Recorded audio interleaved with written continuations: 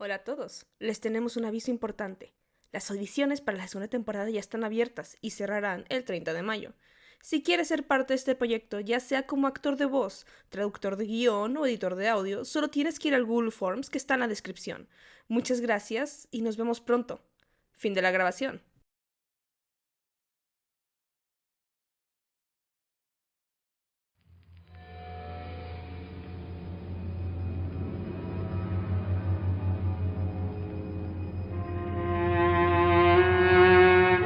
Aranipa presentan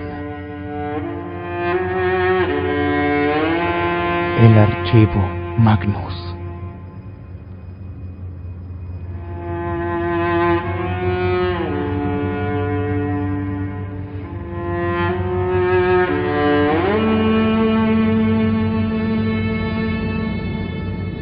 Episodio 7. El gaitero.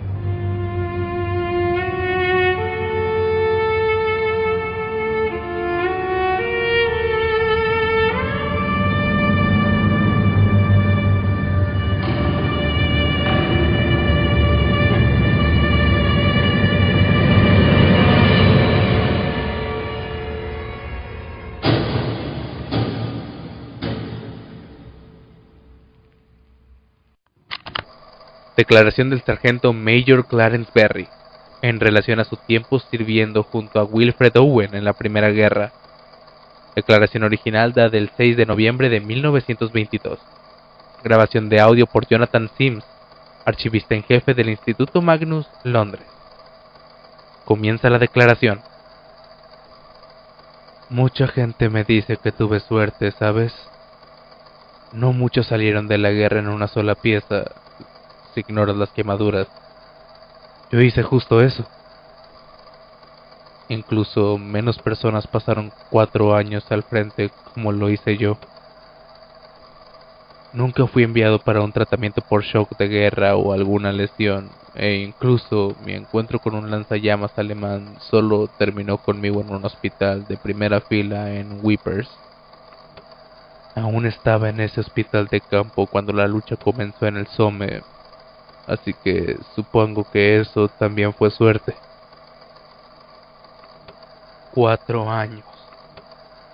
A veces siento que soy el único que vio todo el maldito show de principio a fin. Como si solamente yo conociera la Gran Guerra en toda su horrible gloria. Pero en el fondo sé que ese honor debe ir a Wilfred. No lo hubieras pensado por sus poemas, pero la verdad, su tiempo al frente no fue mucho más que solo un año. Sin embargo, conoció la guerra de una manera que yo nunca lo hice. Con certeza es la única persona que conozco que vio a El Gaitero. Crecí en pobreza en las calles de Salford, así que me uní al ejército tan pronto como tuve edad suficiente. Sé que han escuchado historias de muchachos valientes enlistándose a los 14, pero esto fue antes de que comenzara la guerra, así que no había tanta demanda de mano de obra y los reclutadores eran mucho más escrupulosos sobre asegurarse de que los enlistados fueran mayores de edad. Aún así, yo era casi demasiado delgado para que ellos me aceptaran y apenas logré el peso requerido. Pero al final pasé y, después de mi entrenamiento, fui asignado al regimiento Manchester, segundo batallón. Y no mucho después fuimos enviados a Francia con la Fuerza Expedicional Británica. Ustedes parecen gente con educación, así que estoy seguro de que leyeron los periódicos de cómo terminó eso. Pronto las trincheras fueron cavadas y el aburrimiento comenzó a sentarse. El aburrimiento está bien cuando la alternativa son bombas, francotiradores y ataques de gas. Pero pasar meses sentado en un hoyo anegado en la tierra, esperando a que tu pie no comience a hincharse, tiene un terror silencioso por sí solo. Wilfred vino a nosotros en julio de 1916. No estoy íntimamente familiarizado con su historia, pero claramente vino de stock, lo suficientemente bueno como para ser asignado como subteniente probatorio. Yo era un sargento en ese entonces, así que tenía el trabajo de darle el tipo de consejo y apoyo que un nuevo oficial necesita de un NCO con 2 años de experiencia. No obstante, admitiré que no me agradó cuando lo conocí por primera vez. Me superaba en rango a mí y a la mayoría de los demás en la trinchera en términos tanto militares como sociales, y parecía tratar el asunto con aireado desprecio. Hay una especie de insensibilidad que adoptas después de meses o años de bombardeos, un vacío deliberado que creo que le ofendió. Era infaliblemente educado, mucho más de lo que yo estaba acostumbrado en Flandes, donde las conversaciones eran groseras y siniestras. Pero debajo de esa corteza podía sentir cómo descartaba toda sugerencia o reporte que hacía. No fue una sorpresa cuando mencionó que escribía poesía. Para ser perfectamente honesto, esperaba que al cabo de una semana él estuviera muerto. Para su crédito, pasó casi un año antes de que cualquier cosa horrenda le pasara, y para la siguiente primavera me atrevería a decir que casi podríamos llamarnos amigos. Él había estado componiendo poesía durante ese tiempo y ocasionalmente la leía en voz alta para algunos de los hombres. Generalmente lo disfrutaban, pero personalmente yo creía que era horrible.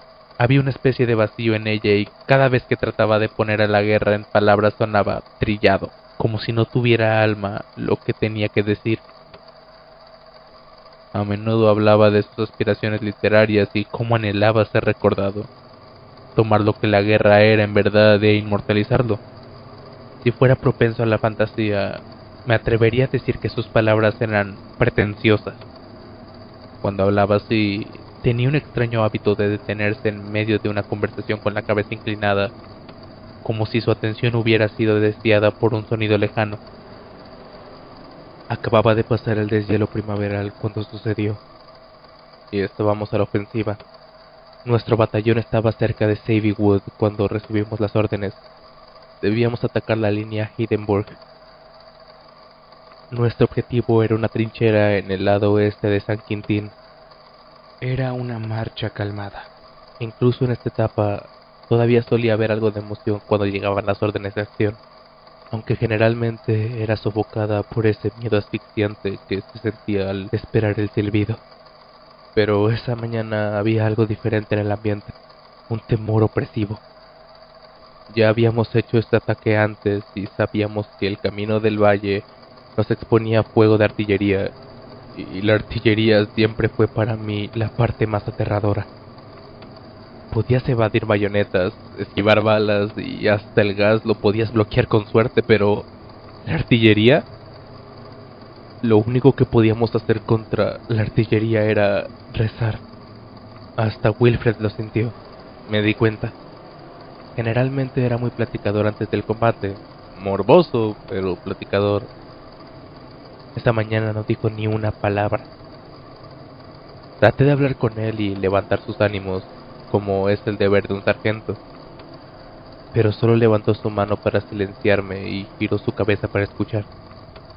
En ese momento no sabía qué era lo que escuchaba, pero lo mantuvo callado. Incluso cuando llegamos a la cima de la cresta y el resto de nosotros intentaba ahogar el ensordecedor sonido de la artillería con nuestro propio grito de carga, ni siquiera entonces emitió un sonido. El suelo se estremeció con el impacto de un proyectil de mortero. Corrí de cráter a trinchera y de trinchera a cráter, manteniendo la cabeza baja para evitar las balas. Mientras corría, sentí un dolor punzante en el tobillo y casi caí hacia adelante en el lodo.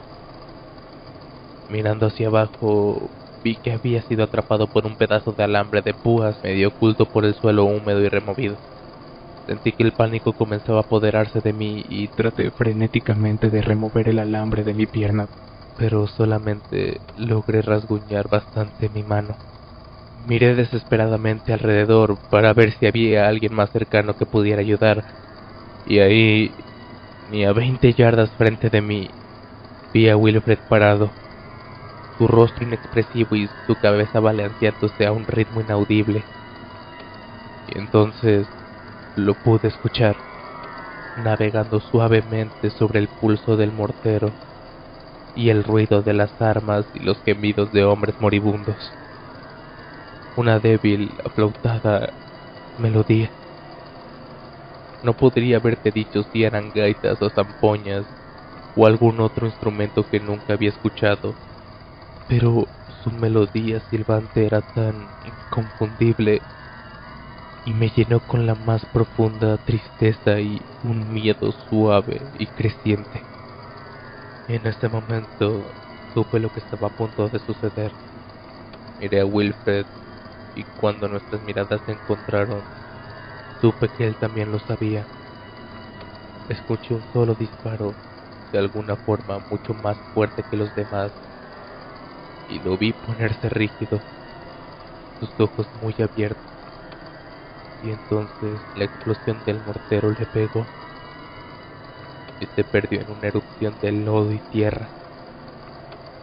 Tuve suficiente tiempo para llorar, tirado en ese horrible hoyo hasta el anochecer. Cuando pude liberar mi pierna lo más silencioso y gentilmente posible antes de arrastrarme de regreso a nuestra trinchera, fue un proceso lento. Cada vez que encendía una bengala solo podía permanecer inmóvil y rezar, pero el buen Dios decidió dejarme llegar a nuestra línea relativamente ileso. Rápidamente me llevaron al hospital de campo, que estaba sobrecargado como siempre. No tenían mucho en términos de medicina o personal de sobra, y ciertamente ninguna cama libre. Así que lavaron mis heridas con yodo, las vendaron y me enviaron de regreso. Me dijeron que regresara si me daba gangrena. Le eché un vistazo al lugar para ver si podía encontrar a Wilfred, pero no había señales de él por ninguna parte. Nadie lo había visto volver con los heridos, así que comencé a reconciliarme con el hecho de que estaba muerto.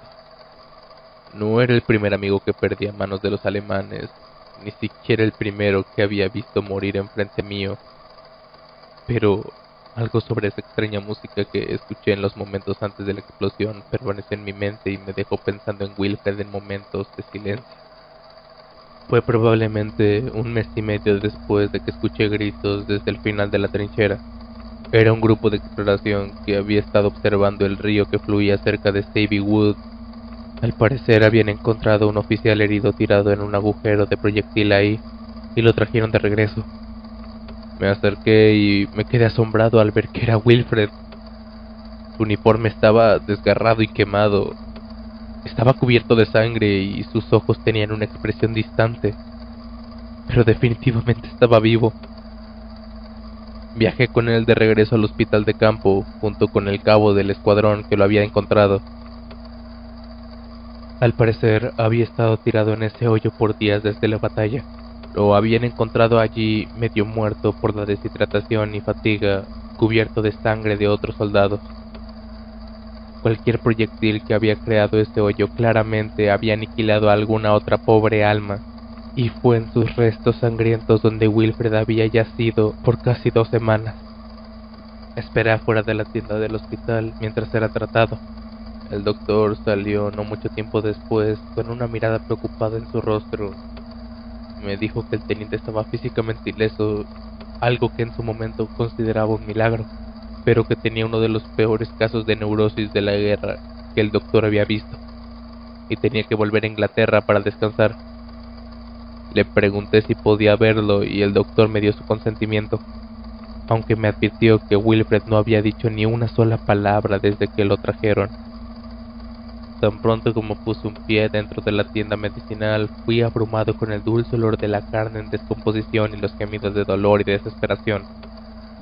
El olor punzante del desinfectante trajo consigo memorias desagradables de ataques de gas de cloro. Aunque así, eventualmente encontré la cama de Wilfred y, efectivamente, estaba ahí, observando silenciosamente el mundo, aunque con una intensidad que me alarmó. Seguí su mirada a una cama cercana y ahí había un soldado que no reconocí. Su frente estaba húmeda con sudor y su pecho subía y bajaba rápidamente. Luego se detuvo abruptamente. Me di cuenta, sobresaltado, que un hombre acababa de morir y nadie lo había notado excepto Wilfred. Traté de conversar con él, recitando algunas bromas sin sentido. «¿Cómo estás, anciano? Escuché que estuviste cerca de la muerte. Me alegro que hayas encontrado un agujero para ti.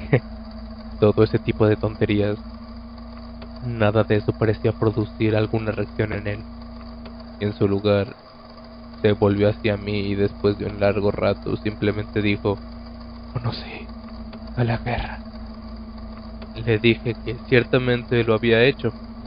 No muchos salían con vida de algo así, yaciendo en ese hoyo por tanto tiempo, rodeados de toda esa muerte.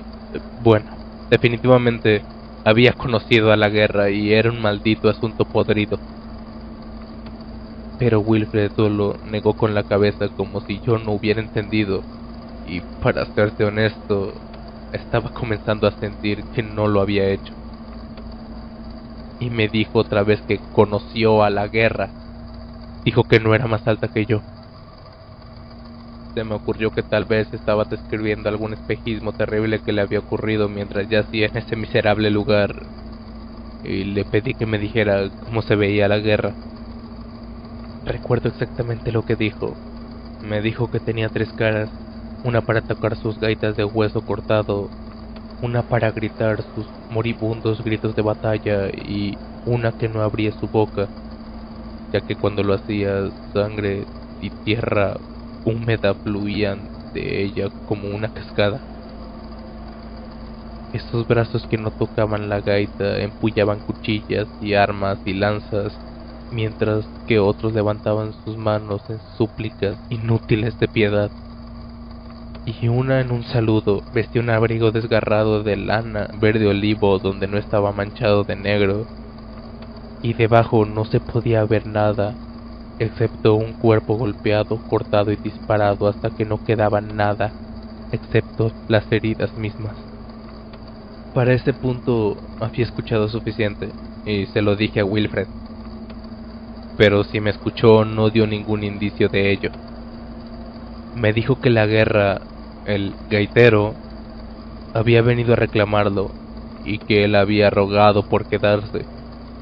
La cosa había pausado su melodía por un momento y con uno de sus brazos extendió la mano y le dio una pluma.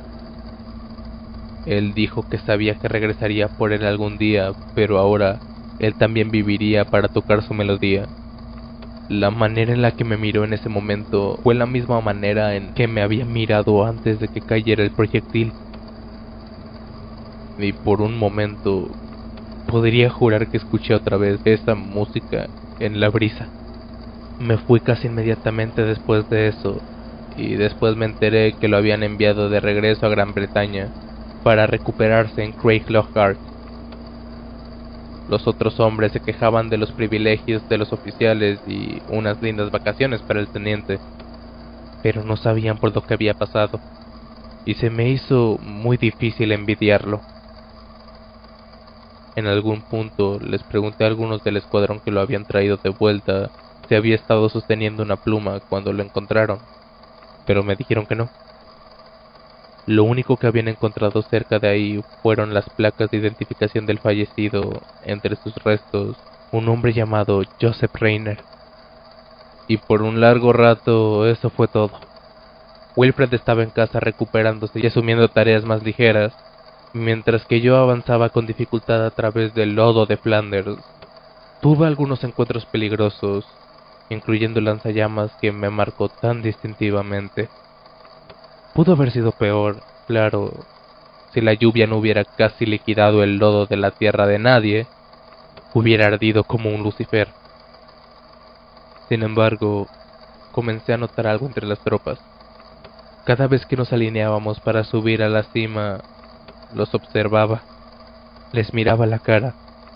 La mayoría de ellos no mostraban más que un miedo absoluto, por supuesto, pero algunos parecían distantes. El silbido los sobresaltaba y, con los ojos muy abiertos, se lanzaban hacia adelante. Había visto esto antes de todo el asunto con Wilfred, pero siempre había asumido que era simplemente la mente tratando de ahogar las probabilidades de su propia muerte. Ahora, cuando los observaba, me daba cuenta que no podía evitar notar la ligera inclinación de la cabeza, como si agudizaran el oído para escuchar una melodía lejana.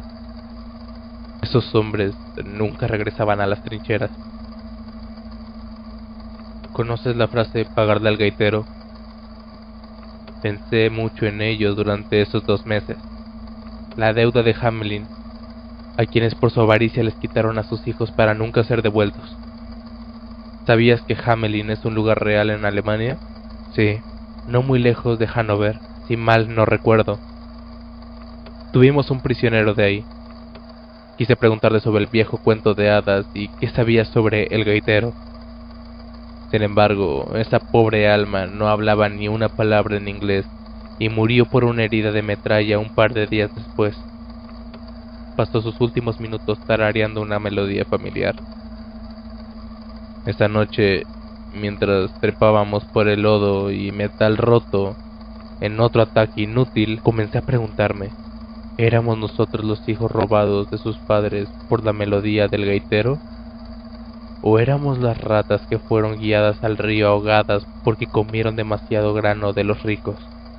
Aún así, esas son reflexiones para poetas, entre los cuales no me encuentro.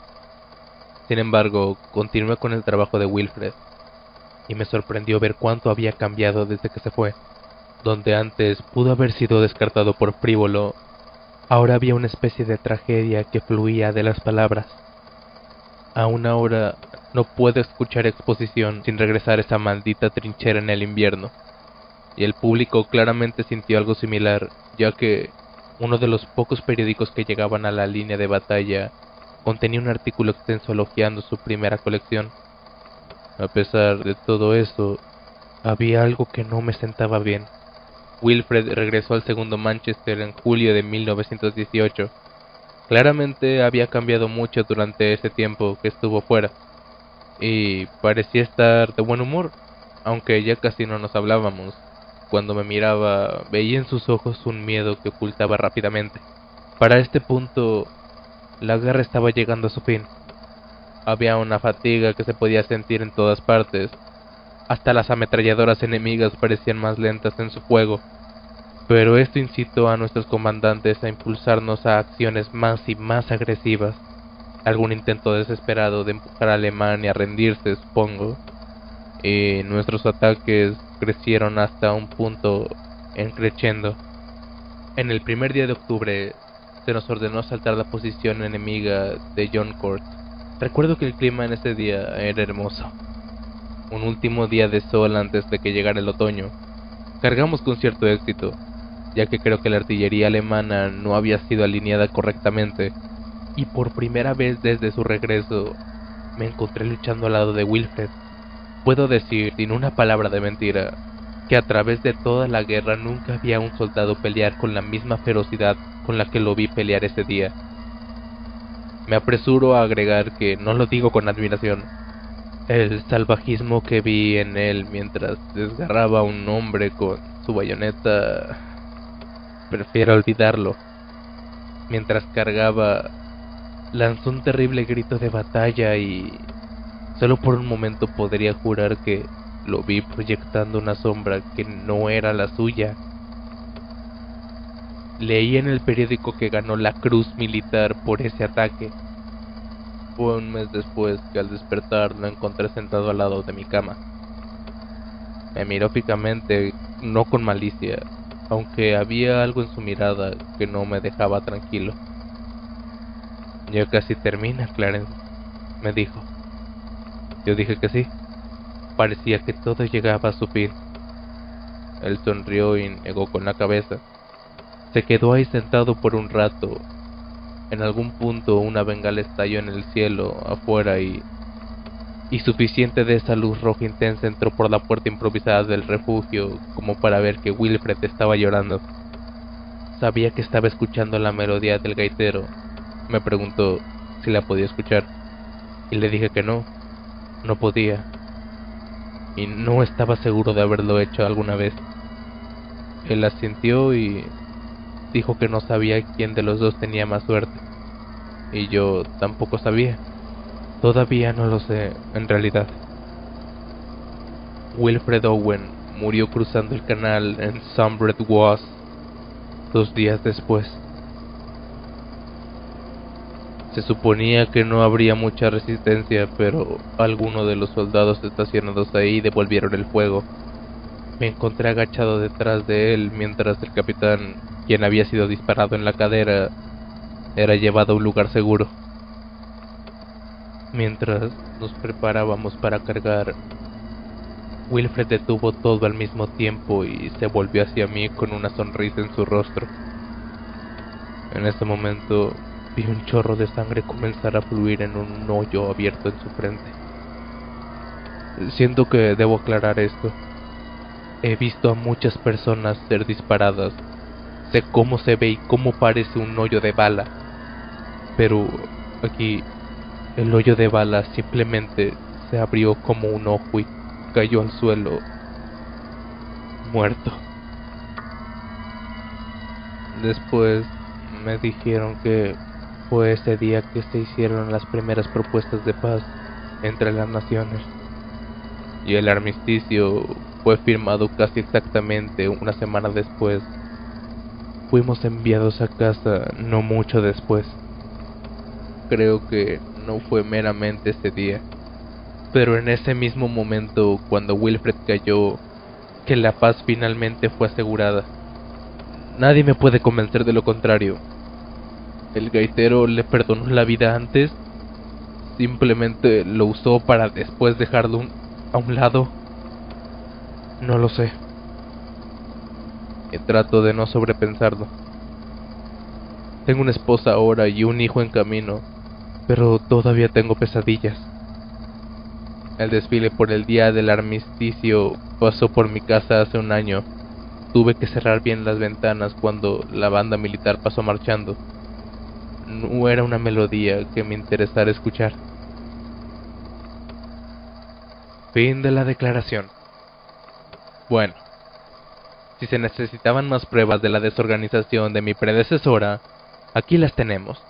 Una declaración de 1922 archivada a mediados de la década del 2000.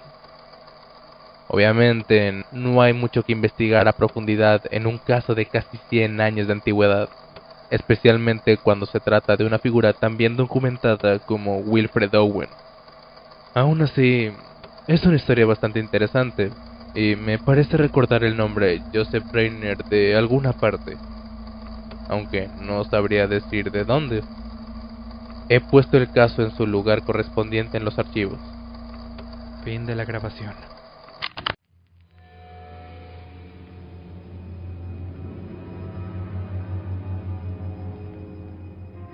El Archivo Magnus es un podcast originalmente distribuido por Rusty Quill, y tanto la versión original como la traducción se rigen por la licencia internacional de atribución común creativa, no comercial y compartida. El episodio de hoy fue originalmente escrito por Jonathan Sims, traducido por Carolina Jiménez y Fagrajeda, corregido por Aran Soria, editado por Kevin Feliz, con la interpretación de Thomas Nájera y dirigido por Aran Soria y Fagrajeda.